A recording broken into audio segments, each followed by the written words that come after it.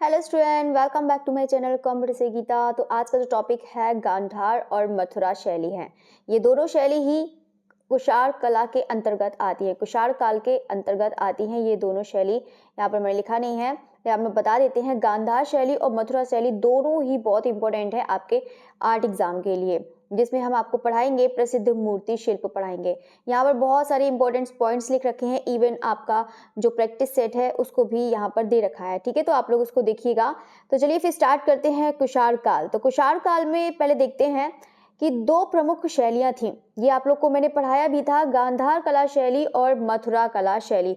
ये दो शैलियां मैं पढ़ा ही चुकी हूँ, बाकी आप लोग यहाँ पर देखेंगे तो और भी अच्छे से समझ में आएगा। ठीक है, तो गांधार शैली का यहाँ पर देखते हैं, जो पहली सदी ईसा पूर्व से यहाँ मतलब ईस्वी से ये चौथी ईस्वी हो जाएगा। तो ये इसकी खोज जो है सबसे ज्यादा इंपॉर्टेंट है यहाँ पर गांधार कला की। पहले हम गांधार कला के बारे में देखेंगे। दो शैलियां हैं, एक गांधार और दूसरी मथुरा।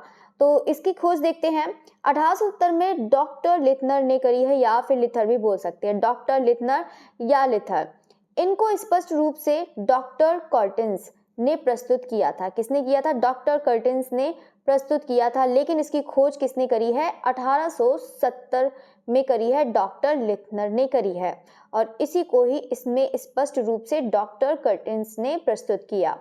अब हम देखते हैं कि यहाँ पर इनके जो गांधार कला के प्रमुख नाम थे, जैसे कि Indo Greek, Indo Hellenistic, Indo Buddhist यानी कि यूनानी बौद्ध। तो ये है ग्रीको बुद्धिस्ट, ये तीनों ही आप लोग जरूर याद रखना। यहाँ पे क्वेश्चंस कैसे करे जाते हैं अभी आपको इसके बारे में भी आपको बता देते हैं। तो इस शैली का जो उद्गम हुआ है, यानी कि गांधार शैली का जो उद्गम हुआ है, तो गांधार शैली का उद्गम कैसे हुआ है, मतलब कहाँ पर? गांधार, सिंधु, पेशावर, काबुल, पंजाब, बमियान। इस शैली की मूर्तियां अफगानिस्तान और पाकिस्तान के अनेक प्राचीन स्थलों से प्राप्त हुई हैं। किसकी? गांधार शैली की। और यह शैली पश्चिमोत्तर यानी कि पश्चिमोत्तर भारत में फली फूली, यानी कि इसका जो विकास हुआ है वो कहाँ पर हुआ है? पश्चिमोत्तर भारत में हुआ है। ठीक है, तो ये भी पॉइंट याद रखिएगा। बाकी हम यहाँ पर नेक्स्ट देखते हैं, मूर्ति का माध्यम क्या है। इसका ये वाला पॉइंट बहुत इंपॉर्टेंट है, इसको देखिएगा कि जो मूर्ति का माध्यम है वो कौन सा हो जाएगा? काला स्लेटी पत्थर है। और ये ग्रे चिस्ट मतलब ग्रे चिस्ट भी बोल सकते हैं, ग्रे चिस्ट स्टोन बोल सकते हैं। ठीक है, तो काला स्लेटी पत्थर की कभी कभी हो सकता है कि ग्रे आ जाता है, तो ग्रे स्टोन है, या फिर ऐसे करके लिखा हुआ आता है, या फिर ग्रे चिस्ट लिखकर आ जाता है। तो दोनों ही आप लोग याद रखिएगा, काला स्लेटी पत्थर और ग्रे चिस्ट स्टोन। नेक्स्ट है शैलियों का मिश्रण जो दिखता है गांधार शैली में, ग्रीक, रोमन और भारतीय दिखता है। तो ग्रीक में क्या हम देखते हैं कि इसमें जो तकनीक है, मतलब जो ग्रीक है, वो सबसे ज्यादा इसमें जो प्रभाव था गांधार शैली में, वो किसका प्रभाव था? ग्रीक में था। और इसमें जो है इसकी मूर्ति बनाने की जो तकनीक थी ग्रीक में, वो किससे ली गई है? यहाँ पर यूनानी से ली गई है। ठीक है, यूनान से इसकी तकनीक। तो सबसे ज्यादा जो प्रभाव पड़ा था गांधार शैली में, किसका पड़ा था? तो यूनानी का पड़ा था। अब दूसरी शैली देखते हैं, रोमन। तो रोमन में जो बाहरी जो ऊपरी वस्त्र हैं, उसमें जो कपड़ों की सिलवटें दिखाई देती हैं, वो किसका प्रभाव है? रोमन का प्रभाव है। फिर है यहाँ पर थर्ड नंबर भारतीय।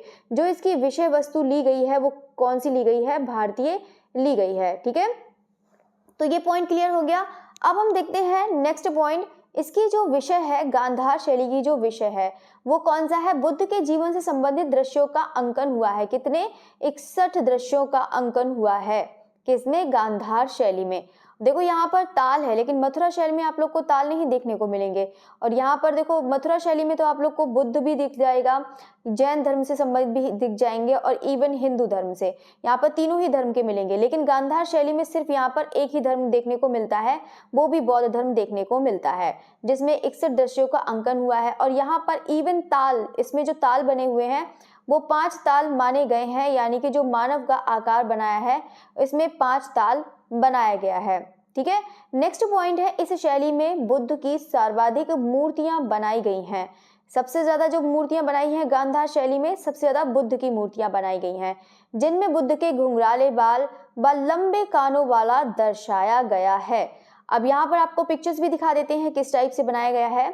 प्रभामंडल या फिर आभामंडल, दिव्यपुंज।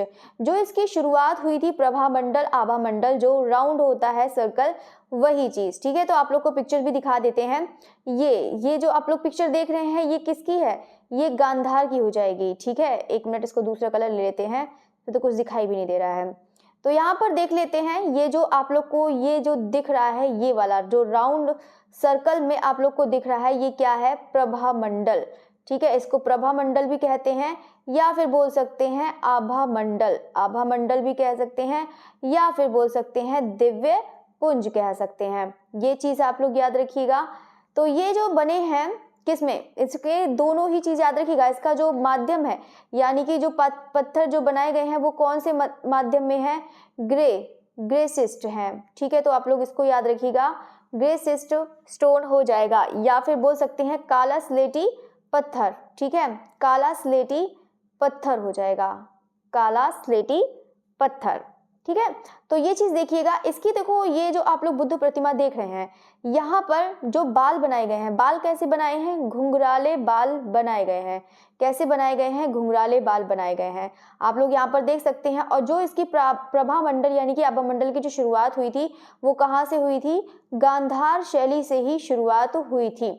और इसकी जो कपड़ों की सिलवटें बनाई गई हैं, ये जो आप लोग सिलवटें देख रहे हैं, ये कौन सी शैली की विशेषता है, ये रोमन की विशेषता है। किसकी, रोमन की विशेषता है। लेकिन जो विषय लिया गया है, जैसे बुद्ध भगवान लिए गए हैं, तो ये क्या है, ये जो विषय लिया है, सब्जेक्ट है, वो कौन सा हो जाएगा, भारतीय सब्जेक्ट हो जाएगा। इसका कौन सा है, इंडियन। ठीक है, तो भारतीय इसका विषय हो जाएगा। ठीक है, तो ये चीज आप लोग ने देख लिया। अब हम देखेंगे कि सबसे बड़ी इसकी विशेषता है, वैसे भी नीचे मैंने लिख रखा है, यहाँ पर आप लोग भी देख सकते हैं। जो गांधार शैली की विशेषता है, गांधार शैली में मैंने आप लोग को एक बार पढ़ाया था, उश्लीष बुद्ध पढ़ाया था ना, उश्लीष बुद्ध पढ़ाए थे। उसी में ही यहाँ पर इन्होंने जो गांधार शैली में, ये तो यहाँ पर टूटा हुआ है, यही चीज है, आभामंडल है। तो उश्लीष शैली में यानी कि जो गांधार शैली में जो बनाए हैं, वो यहाँ पर आप लोग देख सकते हैं, मूछे में बनाया है। यहाँ पर आप लोग देख सकते हैं कि जो पगड़ी भी बनाई है। ठीक है, ये मुकुट की तरह यहाँ पर जो दिख रहा है, ये इस तरह से बनाया है। ठीक है, तो ये आप लोग यहाँ पर देख सकते हैं, ये पिक्चर देख सकते हैं, ये वाली। बाकी मैंने इसको पॉइंट भी लिख रखा है। यहाँ पर आप लोग देख सकते हैं कि यहाँ की मूर्तियों में कहीं कहीं बुद्ध को पगड़ी, चप्पल, मूछों वाला बनाया गया है। तो यहाँ पर आप लोग देख सकते हैं चप्पल, ये आप लोग देख सकते हैं यहाँ पर कि ये चप्पल पहने हुए हैं और बाकी वस्त्र में है, और बाकी पगड़ी, मूछें भी बनाई गई हैं। ये चीज है। यहाँ पर इसका पूरा दिख नहीं रहा है, ये जो हाथ है, हाथ मतलब अनुमान लगाते हैं कि ये कैसे होगा, ये उसमें उभय, ठीक है, अभय मुद्रा में होगा। ये जो हाथ है अभय मुद्रा में है। ठीक है, ऐसा अनुमान लगा है कि उसी में हाथ में होगा। ठीक है, तो ये अब देख ले हैं कि यहाँ की मूर्तियों में कहीं कहीं बुद्ध की पगड़ी, चप्पल, मूछों वाला बनाया गया है। वेरी इंपॉर्टेंट है ये वाला, इसको जरूर याद रखिएगा। बाकी नेक्स्ट है, यहाँ की मूर्तियां रिलीफ यानी कि उभरी हुई बनाई गई हैं। ठीक है, नेक्स्ट है तपस्यारत बुद्ध हैं, इमेसिएट। ये जो संग्रहालय है कहाँ पर है, पेशावर संग्रहालय में है। तो तपस्यारत बुद्ध को भी यहाँ पर आप लोग को दिखा देते हैं। ये है, ये तपस्या करते हुए बुद्ध की मूर्ति है, ये भी गांधार शैली से है। ठीक है, तो आप लोग इसको भी देखिएगा। बाकी गांधार शैली की आप लोग को विशेषता पता ही लग गई है। बाकी यहाँ पर नेक्स्ट देखते हैं कि इसमें जो गांधार शैली में अब निष्कर्ष क्या निकलता है कि जो गांधार शैली में जो नारियों की मूर्तियां हैं, सबसे ज्यादा कमी किसकी है, नारियों की मूर्तियों की। क्योंकि जितनी भी पिक्चर्स दिख जाएंगी वो किससे संबंधित हो जाएंगी, बुद्ध की प्रतिमा अधिक बनाई गई हैं।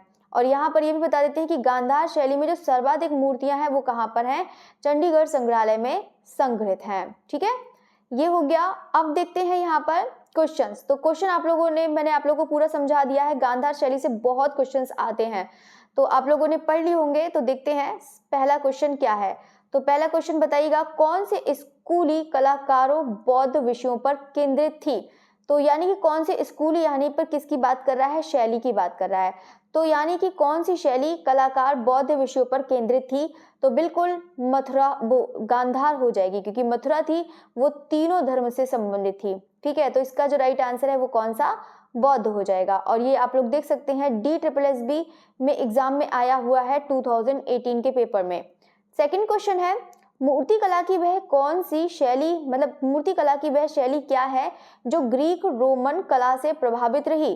तो बिल्कुल ग्रीक और रोमन कला से कौन प्रभावित रही है? बिल्कुल गांधार शैली रही है। क्वेश्चन नंबर 3 है, गांधार कला किस कला से प्रभावित है? चीन की कला, रोमन की कला, फारसी कला और या फिर यूनान की कला? तो फिर इसका जो राइट आंसर है वो कौन सा हो जाएगा? ये देखो आरपीएससी 2015 में आया है। तो गांधार की कला किस शैली से प्रभावित थी?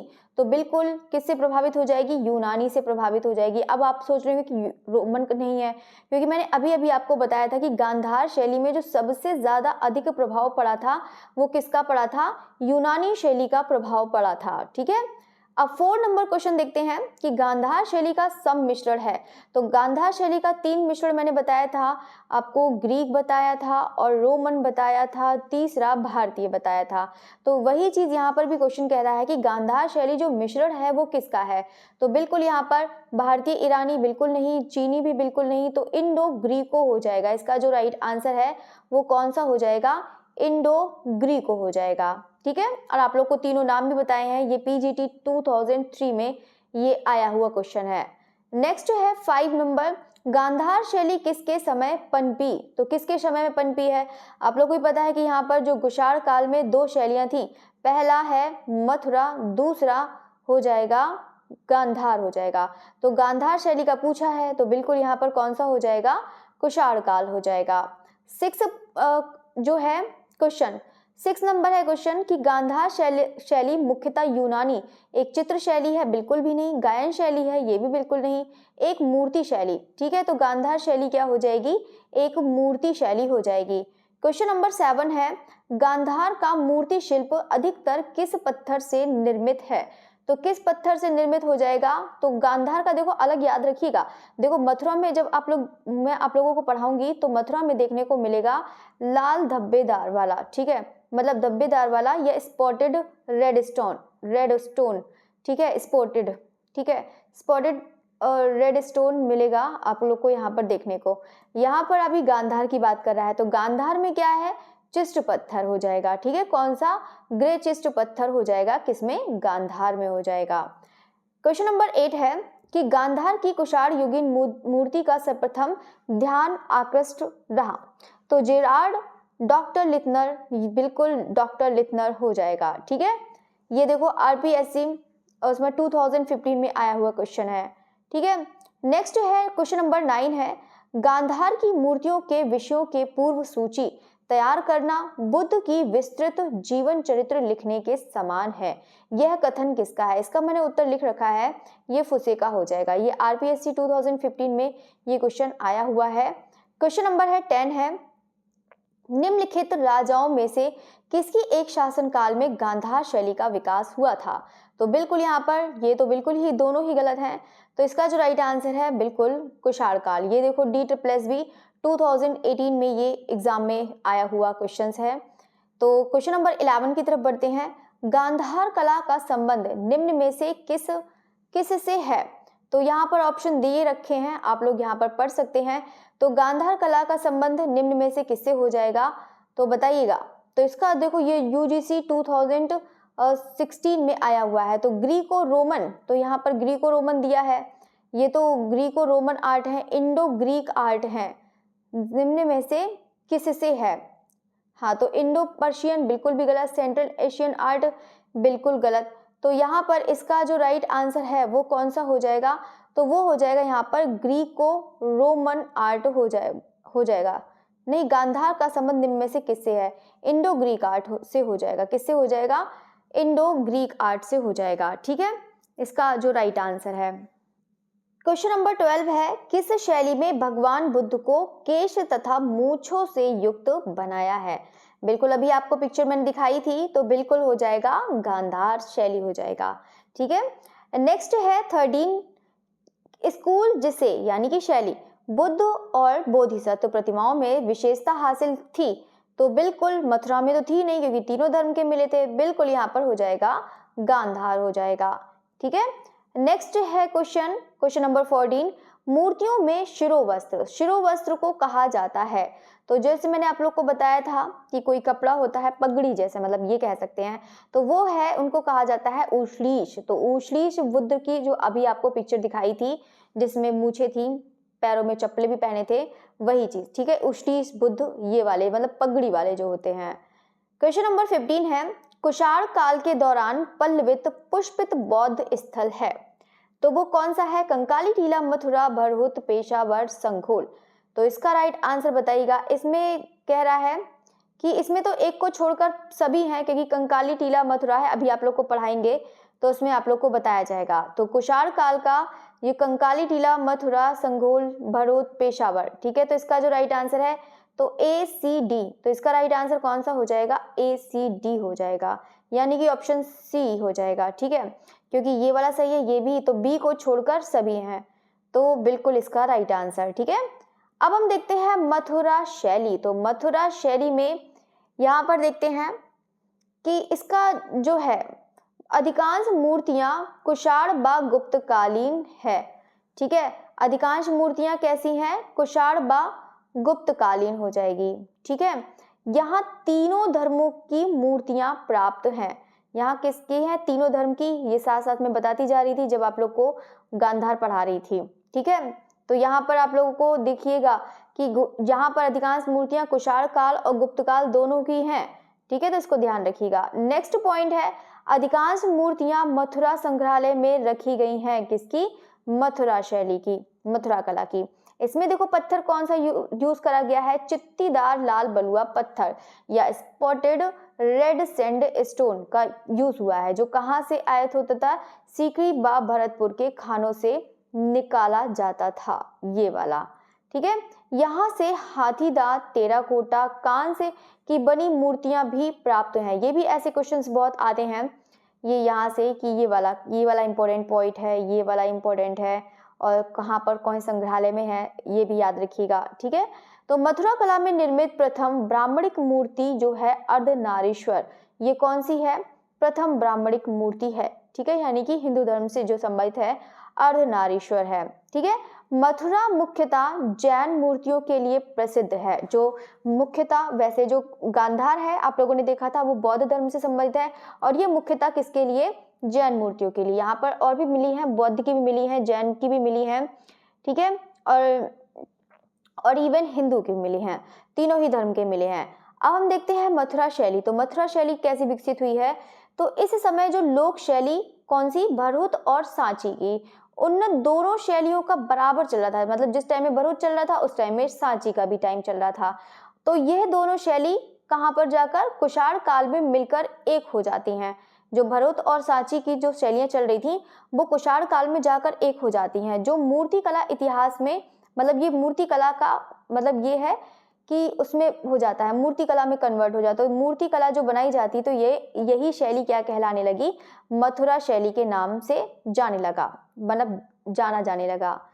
क्वेश्चन है अब आपके फर्स्ट नंबर है, मथुरा शैली में मूर्ति निर्माण हेतु किस पत्थर का प्रयोग किया गया है? बिल्कुल अभी क्वेश्चन आया था, तो बिल्कुल यहाँ पर कौन सा हो जाएगा? लाल बलुआ पत्थर हो जाएगा, ठीक है।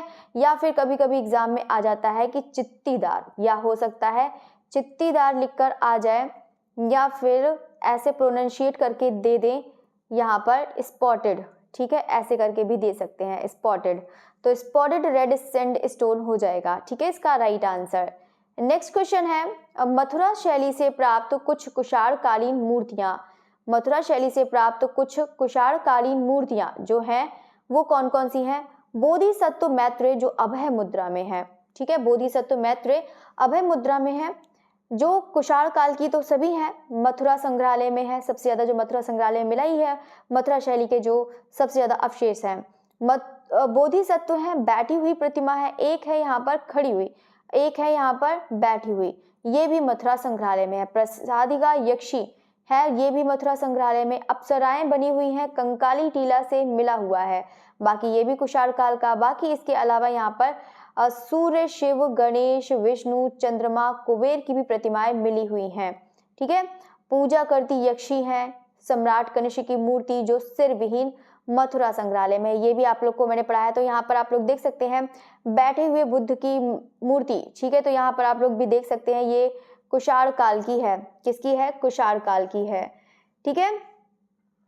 ये है, यहाँ से आप देखो, यहाँ पर ये है, फाइंड प्लेस भी लिखा हुआ है, तो आप लोग यहाँ से देख भी सकते हैं। आप लोग को क्लियर दिख रहा होगा, कटरा, ठीक है। तो कटरा टीला ये यहाँ से मिली है, कहाँ से? मथुरा से मिली है, ठीक है।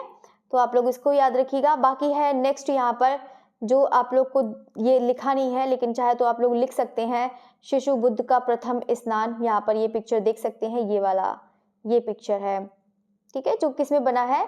रेड स्पॉटेड, जो है स्पॉटेड रेड सैंडस्टोन। ये आप लोग देख रहे हैं। देखो अभी आप लोगों ने गांधार में क्या देखा था? गांधार में जो देखा था वो एकदम सिंपल से बने थे कि नहीं? आप लोगों ने देखा होगा, एकदम सिंपल से बने थे, कोई भी डिजाइन कुछ भी नहीं। लेकिन मथुरा में कैसे बने हैं? मथुरा में डिजाइन वाला बना है। यहाँ पर आप लोग देख सकते हैं डिजाइन बने हैं। तो ये जो पिक्चर है आप लोग यहाँ पर देख सकते हैं, ये अब ये है, ये खड़े हुए बुद्ध की प्रतिमा है, ठीक है। ये कौन सी है? खड़े हुए बुद्ध की प्रतिमा हो जाएगी, किसमें? अभय मुद्रा में है, ठीक है। ये भी यहाँ पर हाथ इसका ये खंडित हो चुका है, तो यहाँ पर आप लोग देख सकते हैं।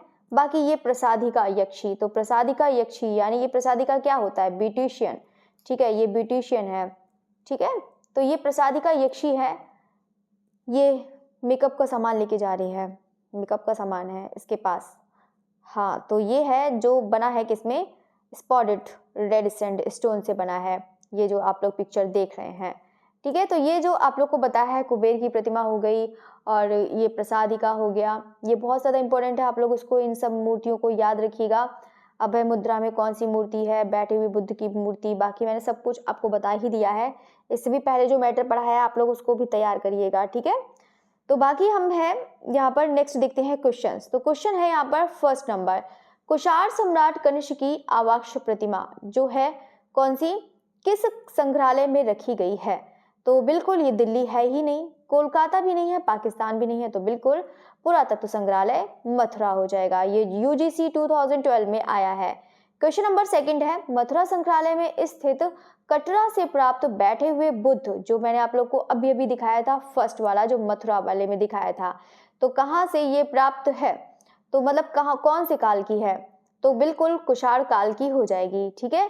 नेक्स्ट है थर्ड नंबर, भारत में कुषाण कालीन मूर्तियां बड़ी संख्या में किस संग्रहालय में उपलब्ध हैं? तो बड़ी संख्या में किस संग्रहालय में हो जाएंगी?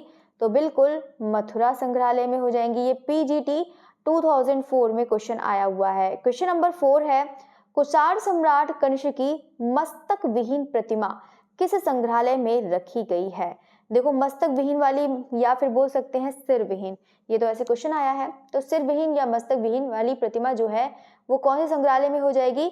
तो बिल्कुल पुरातत्व संग्रहालय मथुरा में हो जाएगी, ठीक है। आप लोग देखो क्वेश्चन को थ्योरी पढ़ रहे हैं तो आप लोग को बहुत आसान लगने लगेंगे क्वेश्चन। अगर थ्योरी इस तरीके से पढ़े हैं और आप लोग फिर उसके बाद क्वेश्चंस करते हैं तो आप लोग को बहुत आसान लगने लगेगा और आप लोग कभी भूलेंगे भी नहीं। इतना है कि आप लोग कभी भूलेंगे नहीं। तो क्वेश्चन नंबर 5 देखते हैं। देखो यहाँ पर क्या कह रहा है कि मथुरा शैली की कुषाण मूर्तियां निम्नलिखित पर केंद्रित है, देशज शैली, बौद्ध विषय वस्तु या फिर यथार्थवाद रचना, समुच्चय बॉडी फॉर्म्स। देखो यहाँ पर ये क्वेश्चन क्या कह रहा है कि मथुरा शैली में कुषाण मूर्तियां निम्नलिखित पर केंद्रित हैं, यानी कि इसकी जो विशेषता है यानी केंद्रित है वो कैसी दिखाई देती हैं। पहला है देशज शैली है, बिल्कुल सही है। बौद्ध विषय वस्तु, बिल्कुल भी नहीं, बौद्ध विषय कहाँ है? मथुरा शैली में तीनों ही धर्म की, तो बिल्कुल भी कट हो जाएगा। यथार्थवादी रचना, तो यथार्थवादी रचना भी नहीं है, क्योंकि यहाँ पर जो मथुरा शैली में आप लोग को देखने को मिल जाएंगे बहुत सारे प्रतीकात्मक देखने को मिल जाएंगे, ठीक है। कोई जरूरी नहीं क्योंकि यथार्थमक नहीं है, क्योंकि इतना ज्यादा, क्योंकि अभी आप लोगों ने देखा था कोई भी पिक्चर मतलब जो बनाते थे मथुरा शैली में, कोई भी रियलिस्टिक नहीं बनाई है मथुरा शैली में, ठीक है। तो ये हो जाएगा समुच्चय बॉडी फॉर्म्स, ये, ठीक है। तो पहला और चौथा इसका राइट आंसर है, ठीक है। तो ऑप्शन ए इसका राइट हो जाएगा। क्वेश्चन नंबर है, क्वेश्चन है, हाँ क्वेश्चन ही है। तो अब हम देखते हैं कि मथुरा शैली में जो तीर्थंकन, अभी तक हमने किसकी बात करी है? बुद्ध की बात करी है। तो बुद्ध में देख लिया है कैसी कैसी मूर्तियां हैं, कैसी बनी हैं, कैसी नहीं है। अभी देखो प्रसादिका की भी बनी है, वहाँ पे रियलिस्टिक में तो नहीं है लेकिन ऐसी बना दिया है। ठीक है, तो ये जो है मथुरा शैली में तीर्थंकर मूर्ति बनी है। आदिनाथ, नेमिनाथ, पार्श्वनाथ, महावीर स्वामी। मतलब ये सिर्फ एग्जाम्पल के लिए रख दिया है कि मतलब तीर्थंकर की मूर्तियां बनी हुई हैं मथुरा कला में, ये कह सकते हैं। नेक्स्ट है ऐसी प्रतिमाओं को सर्वोत्तभद्र प्रतिमा कहते हैं। यानी कि जो तीर्थंकर है इसको यहाँ पर ये कहते हैं। ठीक है, ये देखो ये वाला आप लोग को अभी मैंने पिक्चर भी लगाई है तो आप लोग को समझ में नहीं आएगा, चाहे तो अपने नोट्स में लिखना चाहे तो लिख लें। बाकी मैं सोच रही हूँ तो इसको छुड़वा देती, उसको भी डिटेल्स में करा देंगे या शॉर्ट्स में इसको करा देंगे। ठीक है, तो अवलिकेतेश्वर बुद्ध है जो कमल पर दिखे, यहाँ पर मैत्रेय, नक्काशी सुराही, मंजूश्री, किताब खड़ग। अब हम देखते हैं जो नेक्स्ट पॉइंट है, देखो नेक्स्ट पॉइंट इसको देखते हैं। कुषाण कालीन राजाओं की मूर्तियां, ये मैं आप लोग को पूरा पढ़ा चुकी हूँ। विमतक्ष की मूर्ति जो कौन सा है, विमकटफिसेस, ये मैंने आप लोगों को पढ़ाया है ना, तो ये पढ़ाया है मैंने आप लोगों को, तो इसको आप लोग देखिएगा। सेकंड है कनिष्क मूर्ति सिरविहीन, जो है शक राजा मस्तन की मूर्ति। तो यहाँ पर ये पिक्चर देख लेते हैं, उसको भी पिक्चर देख लेते हैं। ये है कनिष्क की मूर्ति, इस पर शॉर्ट भी बनाया है तो आप लोगों ने देखा भी होगा। ये कुषाण सम्राट महाराजा तिराजा ये लिखा हुआ है यहाँ पर इतना साफ नहीं दिख रहा होगा यहाँ पर। अच्छा दूसरी पिक्चर है, यहीं पर लिखा हुआ है। ठीक है, तो ये है प्रथम सदी। ठीक है, ईसा पूर्व प्रथम सदी की है। यहाँ पर मांड से ये प्राप्त है मथुरा, ये प्राप्ति का स्थान भी लिखा है। चाहे तो आप लोग ये पूरी डिटेल्स यहाँ पर लिखी हुई है, कुछ यहाँ पे नोट्स बनाने की जरूरत ही नहीं है। देखो यहीं पर नोट्स पूरा लिखा है कि नहीं।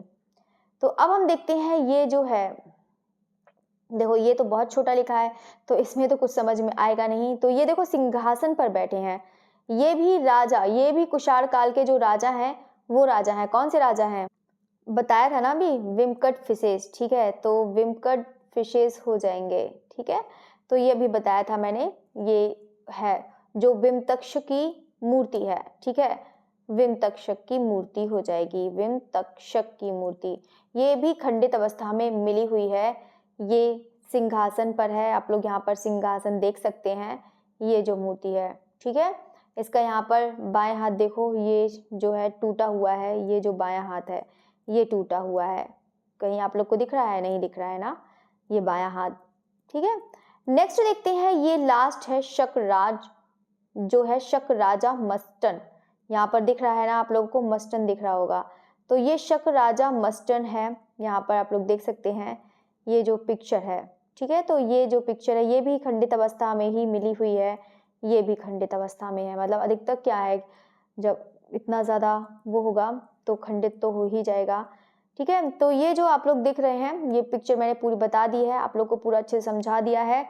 बाकी जो सबसे ज़्यादा इम्पोर्टेंट है वो क्या है, इसमें से सबसे ज़्यादा इम्पोर्टेंट क्या है, बाकी ये इसको याद रखिएगा। ये कनिष्क की प्रतिमा है, ये सिरविहीन कौन से संग्रहालय में है, तो याद रखिएगा मथुरा संग्रहालय में है। ठीक है, तो इसको याद रखिएगा। और बाकी यहाँ पर कौन से सेंचुरी की है वो भी याद रखिएगा। बाकी यही चीज़ बस पूछा जाता है, इससे ज़्यादा क्या ही पूछा जाएगा। और किसकी प्रतिमा है, कौन से काल में है, यही चीज़ पूछा जाता है।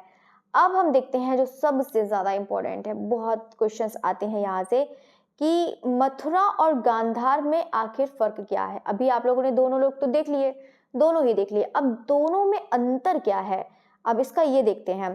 पहला है सिर मुड़े हुए हैं, यानी कि उसमें ज़्यादा ये नहीं है कि मुड़े हुए हैं, कि कहने का मतलब ये है कि मुड़े हुए मतलब मुंडे नहीं कह सकते हैं, ये मुंडे हैं, मतलब ये हैं बाल नहीं है इतने ज़्यादा, ये कह सकते हैं। तो बाल घुंघराले, बाल लंबे हैं इसमें जो बनाए हैं गांधार में।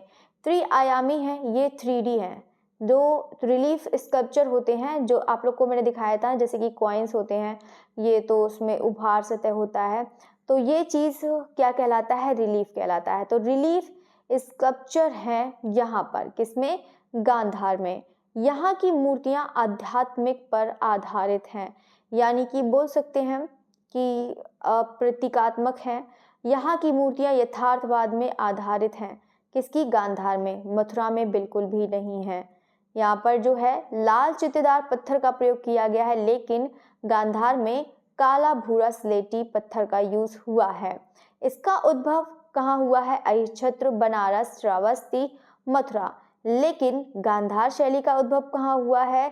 तो उत्तर पश्चिम भारत में हुआ है, जैसे सिंध, पेशावर, काबुल, गांधार। ठीक है। नेक्स्ट है पॉइंट 6 नंबर, तीनों धर्मों की मूर्तियां मिलती हैं, जैन, बौद्ध और हिंदू। नेक्स्ट 6 इसका है, गांधार में सिर्फ बौद्ध की ही मिलती हैं। कोई ताल प्रयोग नहीं हुआ है मथुरा में, लेकिन गांधार में 5 ताल का प्रयोग हुआ है। ठीक है। सर्वाधिक इसमें कैसी मूर्तियां हैं? मथुरा में अभय मुद्रा में ज्यादातर आप लोग को देखने को मिल जाएगी अभय मुद्रा में मूर्तियां। इसमें है मैत्रेय बुद्ध हैं, जिसमें किस्म की बात कर रहे हैं? गांधार की। तो गांधार में मैत्रेय बुद्ध मिल जाएंगे। पूर्णतः भारतीय शैली है। ये जो मथुरा शैली है वो पूरी रूप से भारतीय है, लेकिन गांधार की नहीं है, क्योंकि गांधार में यूनान और रोमन दोनों शैलियों का भी इसमें प्रयोग हुआ है, यानी कि प्रभाव आया है। 10 नंबर है आभा मंडल। तो आभा मंडल है, यहाँ पर बनाए हुए हैं। आभा मंडल दिखाने की शुरुआत हुई है, बस ये है कि एक सिंपल सा बना दिया है, बस ये है शुरुआत हो गई है, लेकिन यहाँ पर आभा मंडल अच्छे बने हुए हैं। मूर्तियाँ सादा सादा बनी हुई हैं, लेकिन यहाँ पर चप्पल, पगड़ी, मूछें दिखाई हुई हैं। आपको पिंक ने पिक्चर भी दिखाई थी। यहाँ पे प्रभा मंडल आप लोगों ने देखा कि यहाँ पर सादा, ये तो मैंने डिजाइन कर लिया है, पर सादा बने हैं। बाकी प्रभा मंडल आप लोग को दिखाया था, यहाँ पर डिजाइन वाले बने हैं। बाकी तो रही पूरी क्लास आपकी पूरी फिनिश हो गई। आप लोग उसको पूरा अच्छे से पढ़िएगा। इतना है, इतनी पूरी कोशिश करी है कि आप लोग को इतना अच्छे से बता दिया है, तो मुझे लगता है कि आप लोग को बहुत अच्छे से आ गया होगा। ठीक है। तो चाहे तो आप लोग थोड़ा सा मुश्किल से आधा घंटा लगेगा, आप लोग उसको जो इंपॉर्टेंट पॉइंट्स लगते हैं, वैसे भी इंपॉर्टेंट पॉइंट्स ही लिखवाए हैं। चैप्टर तो वैसे कहने को बहुत बड़ा चैप्टर है, लेकिन मैंने शॉर्ट्स में, बहुत शॉर्ट में लिखवाया है। आप लोग इससे ज़्यादा तो बिल्कुल भी कुछ नहीं आएगा, क्योंकि मैंने क्वेश्चंस इसमें निकाल कर पूरे अलग से करे हैं, सबके बारे में पढ़ा है, कि ताकि आपका एक भी क्वेश्चन ना छूटे। ठीक है। तो जितने भी प्रैक्टिस सेट का आप लोग को करा दिया है, तो आप लोग उसको करिएगा, एक बार उसको और पढ़िएगा, उसको लर्न करिएगा, बार बार लर्न करिएगा, आपसे हो जाएगा। ठीक है। तो चलिए आपकी क्लास यहीं पर फिनिश करते हैं। अगर आपको क्लास अच्छी लगती है तो आप इसे लाइक ज़रूर करिएगा। अगर आपको और भी ज़्यादा अच्छी लगती है तो कमेंट भी ज़रूर करिएगा। ठीक है। अगर ज़्यादा ही अच्छी लगती है क्लास तो, अगर बिल्कुल नहीं अच्छी लगती है तो कोई बात नहीं, बाकी सभी लोग लाइक ज़रूर करिएगा। Okay, thank you everyone. फिर मिलते हैं आप लोग का 2 बजे क्लास के साथ। Okay, thank you everyone.